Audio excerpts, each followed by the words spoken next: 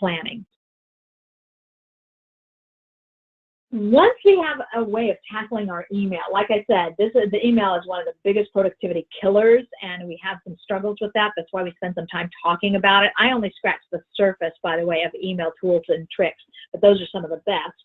Once we have that in place, the next secret that highly productive and effective professionals are able to leverage is the power of planning. Have you ever noticed that some people are just calm? They're rarely walking around the office like their hair's on fire. They're rarely in panic mode. Things rarely catch them off guard. They rarely bump up against deadlines and get panicky and think, oh my gosh, I didn't give myself enough time to do this.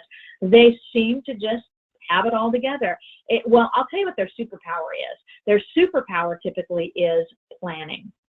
There's an old adage that goes, nobody plans to fail. They just fail to plan. I am a huge advocate of having a plan for the day. What I'm about to share with you is not unique to me. It is literally something that I learned at a very young age from Dr. Stephen Covey. And many of you are quite familiar with Dr. Covey because he's the author of the 7 Habits of Highly Effective People. It is perhaps the most important book written on leadership that's ever been written. It was literally groundbreaking. And planning is one of the tools that highly effective people use to get things done. And there's a lot of information about how to plan your day, what works to plan your day, and how to plan in alignment with your vision and your values and your goals. And it's very, very powerful. And it's outside of the scope of today's program to talk about all the ways that you can plan. But I've been working with planning for over 2 decades.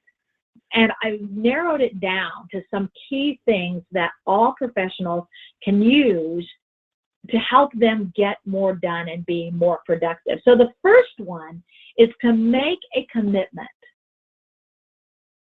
to having a 15-minute planning meeting with yourself every single day, no matter what. It is a 15-minute meeting. Now, I have clients that will actually leave their office and go into, say, a small cube, a visitor's office or a conference room, and they will actually have their 15-minute planning meeting away from their desk because they know that if they're in their 15-minute planning meeting, it's their own workspace, others will interrupt them. So they actually find 15 minutes of quiet. And I think this is very powerful, and it shows a real commitment to the 15-minute planning meeting approach. I believe in having 15-minute planning meetings. Now, sometimes people say, well, when are you supposed to have them? Well, research indicates that the most effective time to have your 15-minute planning meeting is not in the morning, not when you first roll in, but the day before. So you plan your Tuesday on Monday. So at the end of the day on Monday, the last roughly 15 minutes of your day on Monday, you sit down and you plan your day for Tuesday. Now, sometimes people say to me, well, I want to plan in the morning. Okay, it's better to plan in the morning than not plan at all. But planning the night before allows you to go home and be fully present in your life. It allows you to add more joy and balance and abundance and fun and all those things to your life, because when you get home, or you're not thinking, okay, what am I going to do and when am I going to do it? You have a plan in place. You're no longer thinking about work because you've got it. You've thought about it. You know what you're going to do. And it allows you to do the other things in your life that are valuable and powerful for you. So if you're looking for ways to add more joy and value and balance and abundance and happiness and all those things, planning the night before is one of the secrets. So before you leave work, plan your next day. I also sometimes get some pushback from people. They say, but Pamela, my day will go off the rails. I mean, things happen. There's all sorts of craziness that can happen. Why bother planning? Something or someone will always override my plan. You're right, it happens. But I would rather have a plan that I need to override or tweak or adjust than to be flying by the seat of my pants all day long. That's my mindset. So what are some of the things you do during a 15-minute planning meeting? Well, first of all, you gather everything that you need. And one of the things that you gather is you make sure that you have a planning device or a planning system. And Outlook can be your planning system. It's fine to have that, or your calendaring software. whatever seems to make sense for you. You use what works for you. I tend to use a calendar that works for me, as well as a master to-do list. That's what works. I couple my calendar with a master to-do list, and that's my planning system. And I like that. The key is you have only one. Don't have to-do lists and 5 different calendars, project calendars and one master calendar. You've got to have one, especially in terms of your schedule.